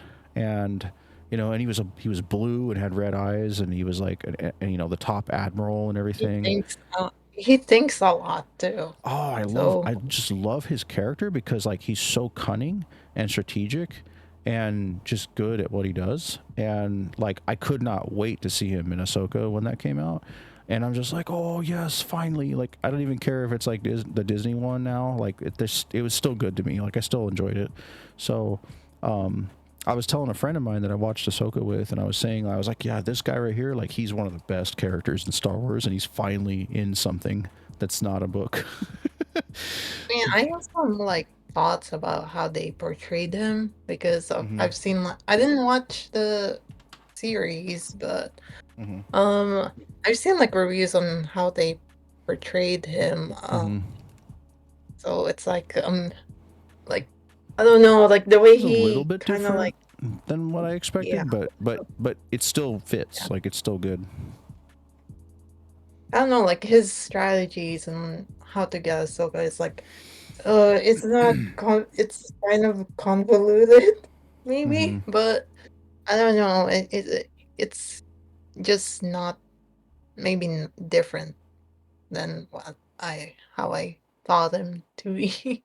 I think he's got something else uh, up his sleeve though, because like in the show, he goes to that other galaxy to get like the Night Sisters to do stuff for him, and there's something he's looking for. And then when he gets some stuff that he wants, he goes back to the other galaxy because he's like already 10 steps ahead of everybody else and already knows about this other galaxy and stuff that he goes to, and then comes back. And I thought that was pretty crazy because I'm like, man, like he's got something up his sleeve because he already knew and he knows how to use people like really well. And so when he discovered that they had something that he wanted for his future plan, it's like he just went and did it, like there was just no question about it for him. And he's got that cold, like emotionless type, just getting things done, leader vibe that if successful could technically be a major player in uniting the Imperial remnant back into an empire if he were to keep at it and not be opposed. But I don't know what happens to him in the Disney canon, so mm, eh, yeah. I I haven't really have looked that like up if that's even written yet, or if that's like something that's going to come in Ahsoka season 2, because season 1 ended with yeah. him flying off and not still being alive. So I don't know, but Thrawn is Um, awesome. He yeah. deserves to be in more stuff.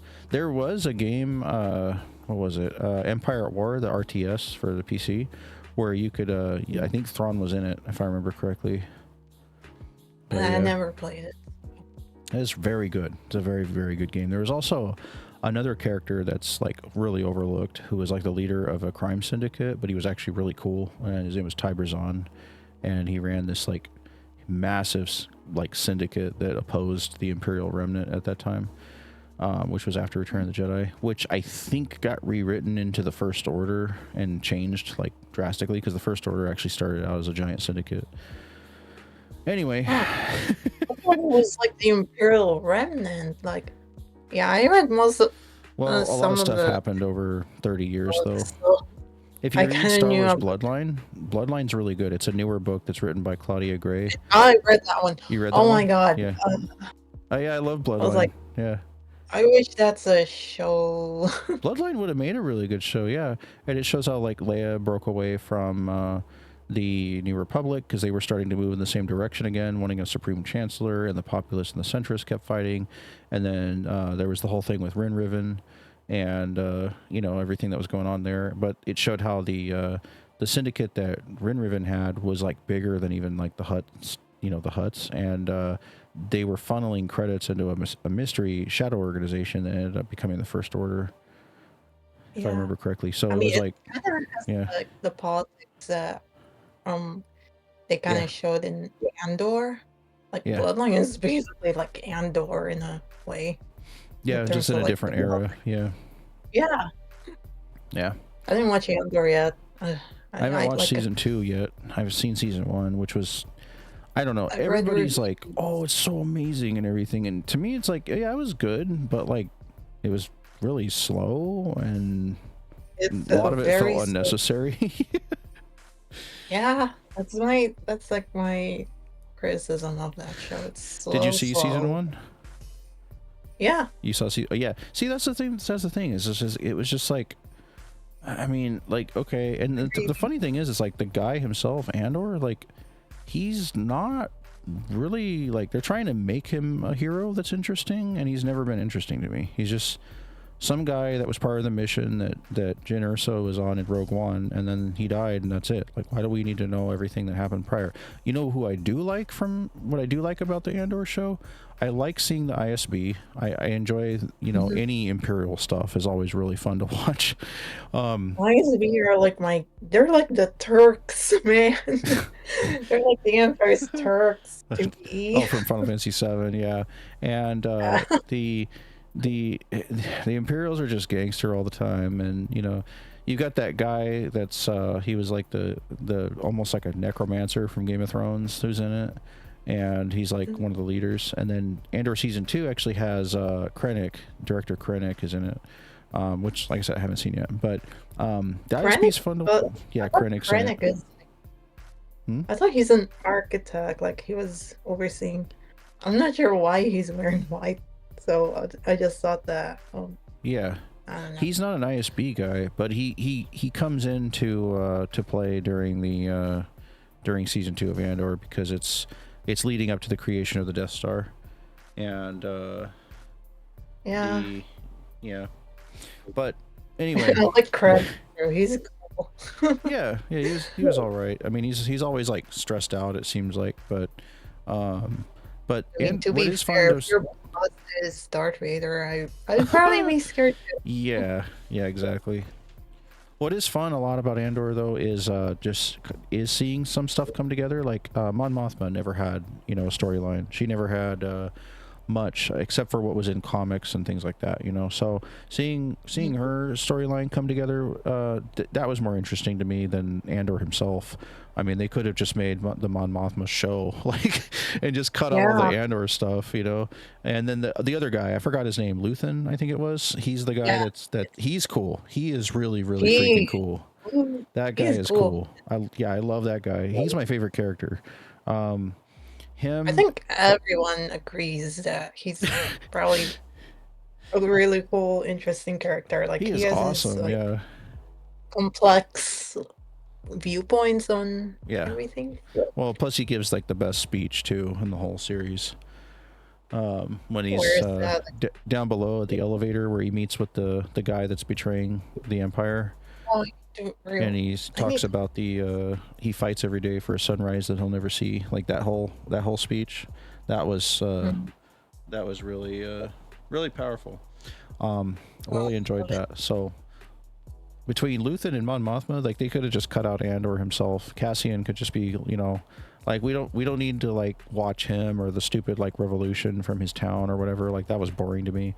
The ISP agents, Mon Mothma and Luthen, they're the ones who make the show. Yeah. They're like the most entertaining part of it. Like, I don't care about Cassian at all. Man, I just like the world, the politics, and the intrigue. Like that's it. The robot's annoying. The old lady was annoying. Like, I don't care about the rest. That's what everyone thinks. Like, it's just like, the whole scene where like she came out as like a hologram. She's like, fight the Empire, and I'm just like, oh my gosh, this is so like dumb. Andy Serkis is in season 1 now. I would have. Like, he was. Yeah. The prison part, that was interesting. I have to admit, that was interesting. But yeah, Andy Serkis. He couldn't swim. He couldn't swim. No. Yeah. I'm not sure if Gollum could swim. in Lord of I the did Rings. think it was interesting at the very end of season 1 where they show you what those stupid things that they're building at the prison, what they're actually for, and then it zooms out and it Oh, shows it's actually on the Death Star. So that was pretty cool. oh yeah, yeah. So Yeah. this episode is going to be really super long if we don't finish up here.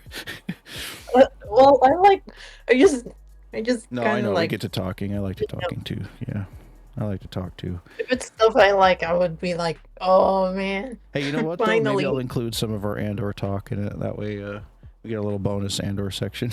Star Wars Okay, Wars section. drawn too. Thrawn, yeah. Just Star Wars in general, yeah. That was how it started. All right, so Monster Hunter Wilds has got a Street Fighter 6 collab featuring Akuma. Players can take on a new side mission at rank 21 or higher from Quinn at the Oilwell Basin camp to earn materials for the Akuma gear, which, when equipped, gives various abilities like Ga Hadoken or Go Shoryuken or and Raging Demon, with attack power varying by weapon type. Good to know. I know when I saw the Akuma collab trailer, I just wanted to go in and punch all the monsters. DLC pack includes Chun-Li and Cammy outfits for Alma, a Blanca-chan doll pendant, Street Fighter 6 stickers, and gestures like Hadoken and Shoryuken with attack properties, which is kind of cool. Being able to do an emote and also have attack properties, pretty cool. New tempered monsters, that's been a big thing people have been looking forward to. 8-star tempered versions of Gore Magala, Rei Dao, Uthduna, Nud Udra, and Jin Dahad for hunters rank 41 and above. You gotta be up there. Increasing the endgame difficulty for those who are seeking a challenge. A number of balance changes have been added as well. Changes include buffs to lesser used weapons like the bowgun and the hammer, increased spawn rates for higher difficulty and multi-monster quests, and a rebalancing of guild point rewards for fishing. Stability improvements, particularly on Steam, were also implemented. Future content is being teased right now, such as diversifying skill builds and layered weapons for cosmetic customization. Without affecting stats is planned to happen. A summer update that's on the way introduces the returning monster, Lagiacrus. If I said that right. Lagiacrus. Okay, yeah. Well, that's a mouthful. Yeah. Doesn't Laggy pizza crust. We'll put it that way. That's what it sounds like. Laggy crust. Laggy crust. There we go. Well, that's interesting. I've been playing Monster Hunter Wilds quite a bit. I've been trying to catch up. When the game first came out, I had a lot of stuff going on IRL. We had a big water leak. I had to take everything out of my office here where my gaming stuff is and my collection. That took about a month to handle, get it mended, and then get my stuff back in. And it's also set up. So I didn't start playing the game until April. When I started playing the game, a lot of other stuff was going on too. Cosmic Exploration came out in 14, as well as this month has had a lot of stuff going on too. Now we've got the field op. So it's like trying my best with all our games. I also got back into Diablo, and I've been playing that season, which I haven't even really talked about here. Probably should not, because I'll go on forever about that. But been very active just trying to catch up in all of our Wing games that we support. But over in Wilds, I just saw the credits the other day. Woohoo! And now I am in the post-credit content, trying to get my hunter rank up and get ready to attend some clan nights that we have for the Azure Hunters. So that's going to be fun once I get there, which got a couple days till our next clan event. So I'm going to try to push hard real soon. Very good game though. Very good game. Lots of content on the way for Wilds. The Street Fighter 6 stuff is just really fun. For everything I've watched has been hilarious. Just watching Akuma go around and just punch everything and slap things and do moves from Street Fighter, which you could actually, there's a whole move list that you can do in the game too, which is pretty funny. It does start at rank 21 or higher, so you do have to be done with the game and or with the main story, whatever, and get your rank up to 21 so you can accept that quest. Well, so is Alma like playable in the game? No, she's a character that's like, so every well, I don't know about every, because I haven't played them all, but some of the newer Monster Hunter games has a what is she called? They're like somebody who accompanies you, and they give you quests. There's a special name for them, and I forgot what it was. I want to. It's not retainer. It's not trainer. Handler. They call them the handler. That's what it is. She's the handler. There's a handler in each game that is like in Monster Hunter World. I don't remember if she even had a name. I don't even think she had a name, and now they just called her the handler in Monster Hunter World. And she had costumes, and you could decorate your handler. And then because she travels with you, Alma will be with you everywhere. Like when you go on a any hunt or you're fast traveling somewhere, like she just is there. And she's also the quest counter. In World, you had to go back to the quest counter that was in town like every time, but you would still run into the handler. Now she's actually like there with you all the time. The one that's in Wilds, which is Alma. Alma is also a much more like active character in the story than the one that was in World. But it seems to be a ongoing tradition where they release DLC where you can eventually give costumes to the handler. So Alma's now got a few different like they can include like the Chun-Li's outfits and Cammy's outfits from SF6. I think it's 6. Because I like Cammy's outfit there. Yeah, I believe that's the one. Yeah. That's gonna be cool. I'm gonna be so I suppose players. And that's a DLC pack actually, so you can just buy that and put it on. You don't have to like unlock it. Oh. Actually, the entire DLC pack is more than that too. It's the Blanca pendant, the stickers that you get in game, the emotes, and also the outfits is one DLC pack. Oh. That's pretty cool.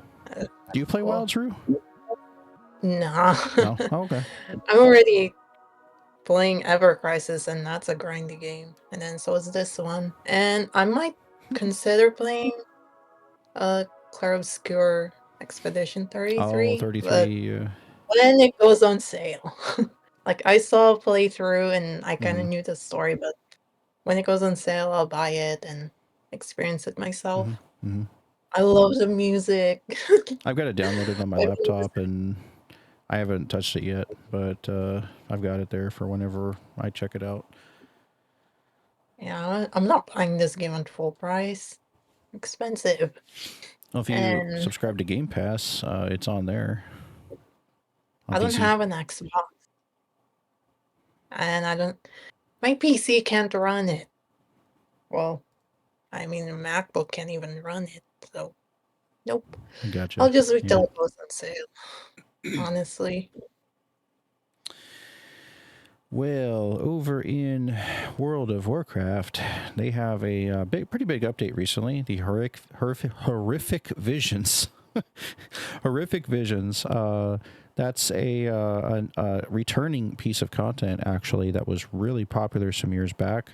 This one actually removes the time gate for Horrific Visions without vessel limits. So this enables instant queuing for the rewards, as well as combat add-on changes. I've been talking about, it's been a hot topic recently surrounding Blizzard and World of Warcraft. They are continuing a whole entire overhaul of add-ons for the game. And how they function, all the functionality for the add-ons. A recent interview with the director, I think his name is pronounced Ian. It's like I-O-N. Ian Hazzikostas. It's Eon. It's like Eon? Greek. Okay, Eon Hazzikostas detailed in a PC Gamer interview that the overhaul features cooldown tracking for other players to be disabled in the future.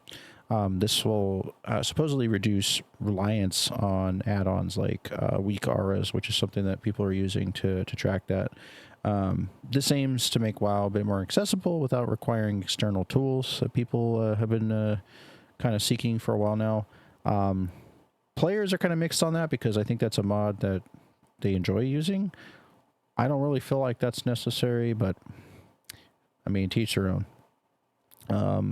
I think WoW has done good in the past with embracing add-ons / mods or whatever, a bit more than some other games have. But you know, if there's something like, I mean, I don't even know, like, why would you need to track someone else's cooldowns? I guess You know, I mean, in 14, we usually just trust that somebody's going to use the right thing at the right time. But I mean, on the other hand, I could kind of see where that would be useful too. They also have announced a prequel to the upcoming Midnight expansion, something called Blood Ties. Blood Ties is supposed to come out around November 18th, or on November 18th, rather, teasing new lore for the World Soul saga that has been going on with The War Within, the current expansion. I've been enjoying that. I am pretty new to World of Warcraft. I actually never gave it a chance growing up because I was spoiled by FF11, and I loved 11 so much, and that community generally did not view WoW favorably. I know some might argue me on that, but I was there 3,000 years ago in the midst of the early days of 11 when it was a lot of 11 versus WoW like arguments and stuff like that. And people were not super fond of either game. I didn't give it much of a chance because, you know, there was a lot of...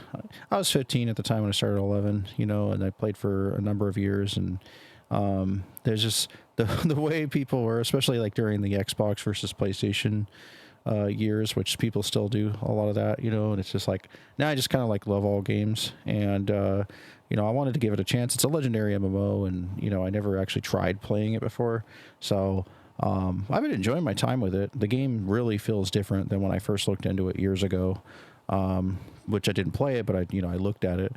They've done graphics updates over the years. They've done all kinds of stuff. It's in a whole different mode right now. Like, it just doesn't seem like it has that like super ultra elitist vibe that it kind of had for a long time. There's been a lot of people that's either moved on or changed, and now it just kind of feels like a comfy place to play and enjoy, you know, the world that's there and some of the silliness. And I actually had no idea how funny the game was. Like, I'm constantly laughing at stuff, and I hang out with Marshall and Corey sometimes over there. There are WoW wing commanders working on helping us build up the Azure WoW presence.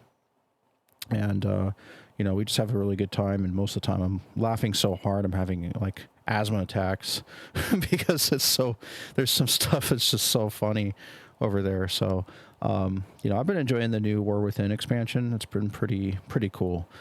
So I'm looking forward to Midnight, because in Midnight we're actually getting housing for the first time. World of Warcraft is actually going to have housing. I can't believe it didn't already have it, but it's coming in Midnight. So prior to Midnight, this November, is Blood Ties. So looking forward to that. And so far, the new saga that we're in, which I'm brand new to the whole thing. So this World Soul saga is actually pretty cool. And last but not least on our list, this has been quite the episode. Invictus Launch Week, I mentioned earlier, for Star Citizen. That is the annual event that allows players to test a wide range of ships and vehicles for free. This ended actually a few days ago. I know they've been wrapping everything up. The event itself had featured manufacturers in-game. There's in-game manufacturers that make the ships, and the ships, as many know, are very expensive for the game. The way you buy the game is you actually buy your ship, and then you have a copy of the game with your ship in it. And then you can buy more ships if you want off their website. And there's ways you can even trade the ship that you bought until you get, like, you know, the ship you want or things like that. People trade up all the time. I think you can add in-game money to it too. I'm not sure. But you know, manufacturers like Mirai, MISC, Consolidated Outland, showcased a lot of their vehicles, such as the Mirai Guardian MX, very, very popular. The MISC Star Lancer TAC at the convention center. There's actually an in-game convention center with people walking around like a military expo, looking at different ships and stuff, and reading facts and seeing stuff, and, you know, getting to try them out and everything. You get to walk in the ships and like look around, and they're super detailed. Like, everything in that game is very, very detailed.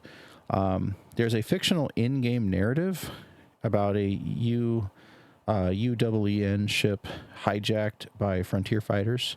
Was also highlighted during that, encouraging players to engage in a hunt within the game's universe. And I believe that might have been one of the things we tried on one of the Frontier Fridays for Azure not too long ago. Either that, or we were doing some other kind of mission with the organization. Also, they are the developers of Star Citizen, even though it's in a very nice looking alpha, that's, a few updates away from feels like it's a few updates away from full launch. They are skipping beta, they said, so they're just, they're closer to full launch than they've been this whole time. And it's been a long development, the most expensive development in gaming history, almost $1 billion in development. But they are also making a very, very nice looking single player game called Squadron 42. And now there's speculation that it may end up on consoles. Cloud Imperium Games, developers of Star Citizen, have posted job listings for cinematic animators with experience on current and next-gen consoles, sparking speculation that Squadron 42, the single-player campaign set in the Star Citizen universe, might be in development for consoles like PlayStation, Xbox, or Nintendo. While no official confirmation exists, these listings suggest that Cloud Imperium Games could be exploring broader platform support for the 2026 targeted release. Very interesting. Kind of lines up with, my thoughts on us not being too far away from its launch, from its release. So with Squadron 42, the single-player game, I could see that kind of coinciding with the PC release of Star Citizen. We had planned to invite Wing Commander Marshall over here for a segment, an introduction, but we can look forward to that next time on the show, as he was not able to attend today. But on our next episode, we'll tell some funny stories about some recent events that we've had with the Azure Legion over there, and some of the fun that we've had over there as well. It's been a grand old time. With that in-game convention that I mentioned, we met up and took the first screenshot of a few of us that were there together that day, and we just walked around the convention together, looking at stuff like we would have if we were all in an IRL convention. It was very realistic and really, really fun. When I first got there, we all posed for a really cool screenshot. The controls are something I'm still getting used to, and I still I wanted to take my helmet off because I ran up there with my helmet on and everything, and I was trying to take it off so I could we could take a cool picture, because they had, most of them, they had their helmets off too, and I wanted to take a nice screenshot, and I could not for the life of me figure out how to take my helmet off and stand up at the same time, because I kept crawling around on the floor, and I my character's neck was stuck looking up, and I looked like I had a broken neck, and I was just flailing around on the floor, and everybody was laughing, and I was just like, what do? I can't freaking get off the floor and pick up my helmet. This looks ridiculous. And I kept dropping stuff, and then the more stuff I dropped, I was trying to pick it up, and eventually my character was stripping completely naked and running around the convention trying to find stuff with my neck looking like it was broken. And it was just the controls, it was terrible. I was the biggest noob ever, just trying to figure out the controls, just trying to join them. Did you play it on controller or keyboard and mouse? It's a keyboard and mouse. I haven't really figured out if I can use controller with it yet. I probably can to some degree, but it's not really super easy. There's stuff that's easy about it, but the inventory system for me is something I am still trying to figure out, because there was a quest I finally found, they're called contracts, where this guy asked for something very simple. He was like, I need a burrito delivered to me at this one place. And I was like, okay, I can do that, because there's vendors everywhere with food. And you can just look down and pick up a food item and pay for it right there, but you can physically grab it. So I don't even know if I was paying for them. I was just grabbing as many burritos as I could, because I couldn't get them to go in my inventory. They were stuck in my character's hand, and I was trying to put them in my inventory, and I was like, how do I do this? And I just kept, a pile of burritos was just building up on the floor, and I was trying to figure it out, and I finally got some in my inventory. So I tried to find the guy who wanted the burrito, and I ended up at some alien market where I got lost, and then I logged out because I was frustrated, because after 2 hours I couldn't deliver the freaking burrito, and now I have all these burritos in my inventory that are still there.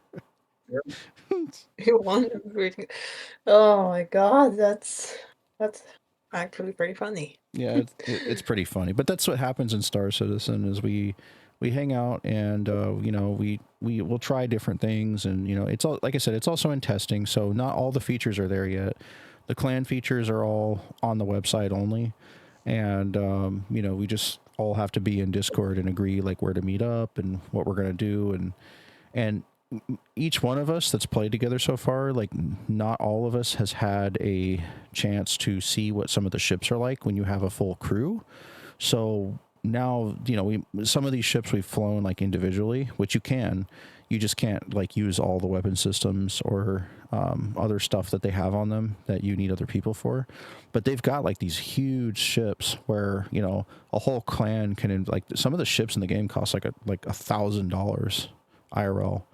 And it's not really meant for, I mean, if one person wanted to buy that, sure, that's on them.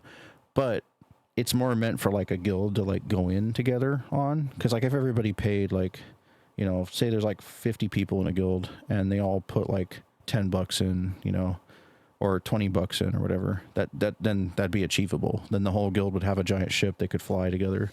They'd all be manning like different battle stations and stuff like that on the ship. And there's ships that are huge with like cargo bays that can fit other ships in them and stuff. And, so there's a purpose to the madness. Like people might look at it and just think it's like, aimlessly floating in space with expensive ships that cost way too much or something. But there's actually more to discover and do. There's a lot of exploratory stuff. Even if you just have an imagination or you really like the idea of, the feel of the ships in the game. Like I had no idea what to expect until I started flying a couple of them, and I was like, man, this is really cool. And I own a flight sim, so getting to try it out on the flight sim and everything, the immersion is really good, and the game is beautiful, especially on a good PC, and just the way it feels, it doesn't feel like any game I've ever played before. It's very unique. But walking around as a person walking around in the game, like that kind of needs a little bit of work.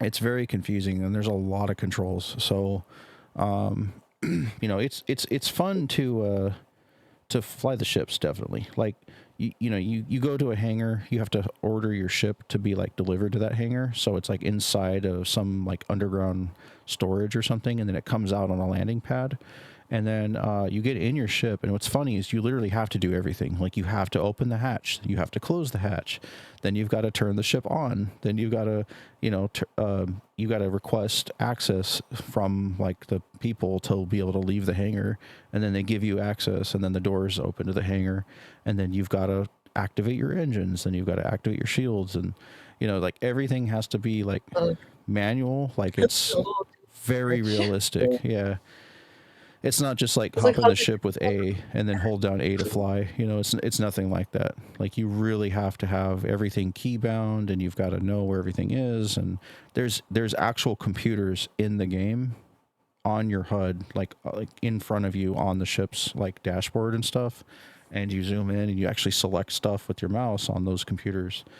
And there's a lot of stuff that's very technical, but it's not impossible to learn.